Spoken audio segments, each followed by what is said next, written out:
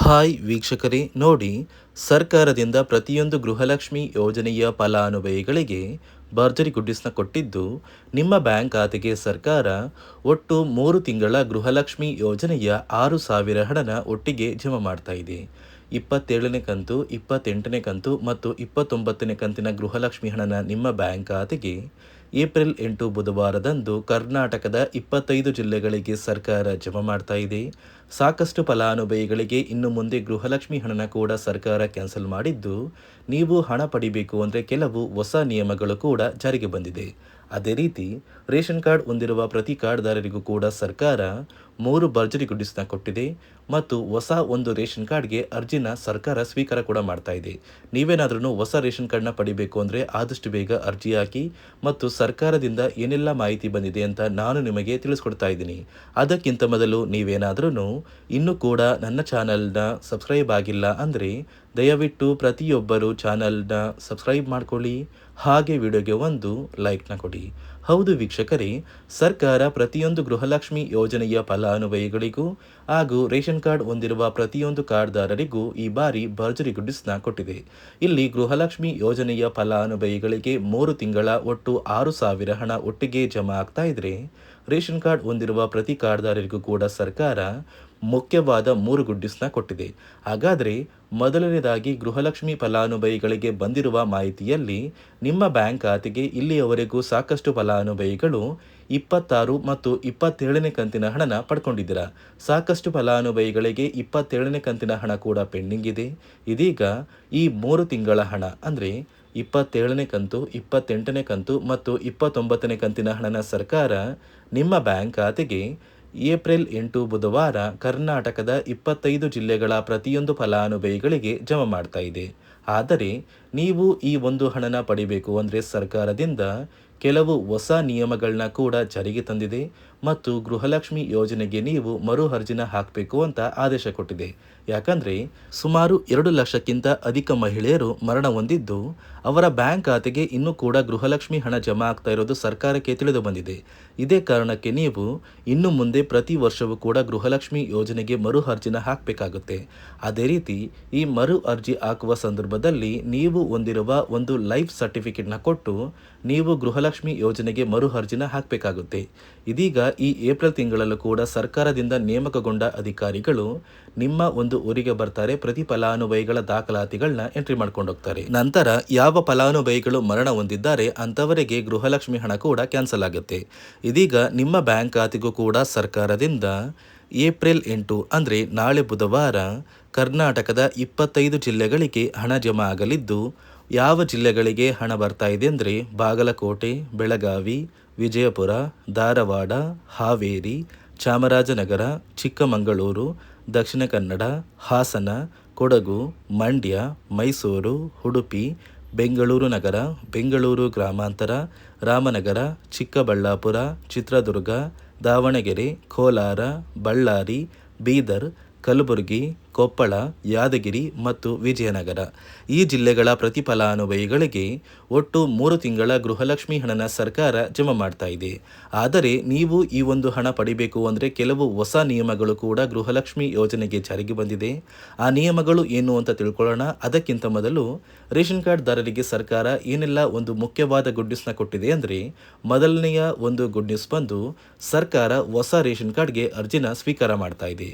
ಹೌದು ವೀಕ್ಷಕರೇ, ಸುಮಾರು 1,50,000ಕ್ಕಿಂತ ಅಧಿಕ ಹೊಸ ರೇಷನ್ ಕಾರ್ಡ್ಗೆ ಸರ್ಕಾರ ಅರ್ಜಿನ ಸ್ವೀಕಾರ ಮಾಡ್ತಾ ಇದ್ದು, ನೀವು ಕೂಡ ಹೊಸ ರೇಷನ್ ಕಾರ್ಡ್ನ ಪಡಿಬೇಕು ಅಂದರೆ ಆದಷ್ಟು ಬೇಗ ಅರ್ಜಿನ ಹಾಕಿ. ಅದೇ ರೀತಿ ಎರಡನೆಯ ಒಂದು ಗುಡ್ ನ್ಯೂಸ್ ಬಂದು ಈ ಏಪ್ರಿಲ್ ತಿಂಗಳಲ್ಲಿ ನಿಮ್ಮ ಒಂದು ರೇಷನ್ ಕಾರ್ಡ್ಗೆ ಫೆಬ್ರವರಿ ಮತ್ತು ಮಾರ್ಚ್ ತಿಂಗಳ ಇಂದಿರಾ ಕಿಟ್ನ ಅಂದರೆ 5 ರೀತಿಯ ಆಹಾರ ಪದಾರ್ಥಗಳು ಇರುವಂತಹ ಇಂದಿರಾ ಕಿಟ್ನ ಸರ್ಕಾರ ಕೊಡ್ತಾ ಇದ್ದು, ಏಪ್ರಿಲ್ 10ರ ನಂತರ ನಿಮ್ಮ ಒಂದು ಕಾರ್ಡಿಗೆ ಈ 2 ತಿಂಗಳ ಇಂದಿರಾ ಕಿಟ್ ಸಿಗ್ತಾ ಇದೆ.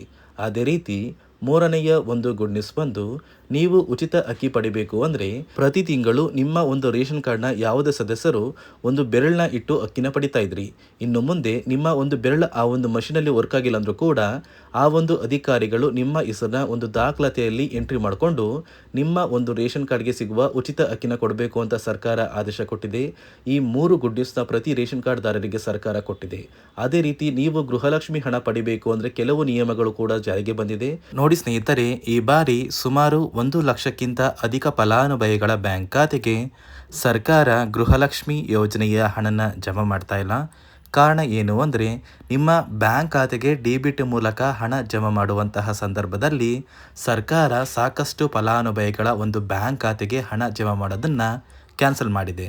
ಯಾಕಂದರೆ ಇತ್ತೀಚೆಗೆ ಹಣಕಾಸು ಇಲಾಖೆ ಜಾರಿಗೆ ತಂದಿರುವ 5 ನಿಯಮಗಳ ಆಧಾರದ ಮೇಲೆ ಪ್ರತಿಯೊಂದು ಫಲಾನುಭವಿಗಳಿಗೆ ಸರ್ಕಾರ ಈ ಒಂದು ಹಣನ ಜಮಾ ಮಾಡ್ತಾ ಇದ್ದು, ಯಾರೆಲ್ಲ ಫಲಾನುಭವಿಗಳು ಈ ನಿಯಮಗಳನ್ನ ಪಾಲಿಸಿಲ್ಲ ನಿಮ್ಮ ಬ್ಯಾಂಕ್ ಖಾತೆಗೂ ಕೂಡ ಹಣ ಜಮಾ ಆಗೋದಿಲ್ಲ.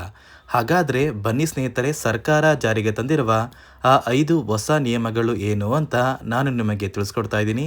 ನೋಡಿ ಸ್ನೇಹಿತರೆ, ಮೊದಲನೆಯ ಒಂದು ನಿಯಮ ಬಂದು ಸಾಕಷ್ಟು ಫಲಾನುಭವಿಗಳು ಹೊಂದಿರುವಂತಹ ಒಂದು ರೇಷನ್ ಕಾರ್ಡ್ ಏನಿದೆ ಆ ಒಂದು ರೇಷನ್ ಕಾರ್ಡ್ನ ಮನೆಯ ಸದಸ್ಯರ ಪ್ರತಿಯೊಬ್ಬರ ಒಂದು ಆಧಾರ್ ಕಾರ್ಡ್ನ ನಿಮ್ಮ ರೇಷನ್ ಕಾರ್ಡ್ಗೆ ಕಡ್ಡಾಯವಾಗಿ ಲಿಂಕ್ ಮಾಡಿಸ್ಬೇಕು. ಅಂದರೆ ಈ ಒಂದು ಲಿಂಕ್ ಮಾಡಿಸುವಂತಹ ಒಂದು ಪ್ರೊಸೀಜರ್ಗೆ ಸರ್ಕಾರ KYC ಅಂತ ಕರೀತಾರೆ. ನಿಮ್ಮ ರೇಷನ್ ಕಾರ್ಡ್ಗೆ ಇನ್ನೂ ಸಹ KYC ಆಗಿಲ್ಲ ಅಂದರೆ ನಿಮ್ಮ ಬ್ಯಾಂಕ್ ಖಾತೆಗೆ ಸರ್ಕಾರ ಮುಂದಿನ ದಿನಗಳಲ್ಲಿ ಗೃಹಲಕ್ಷ್ಮಿ ಯೋಜನೆಯ ಹಣನ ಕ್ಯಾನ್ಸಲ್ ಮಾಡುತ್ತೆ.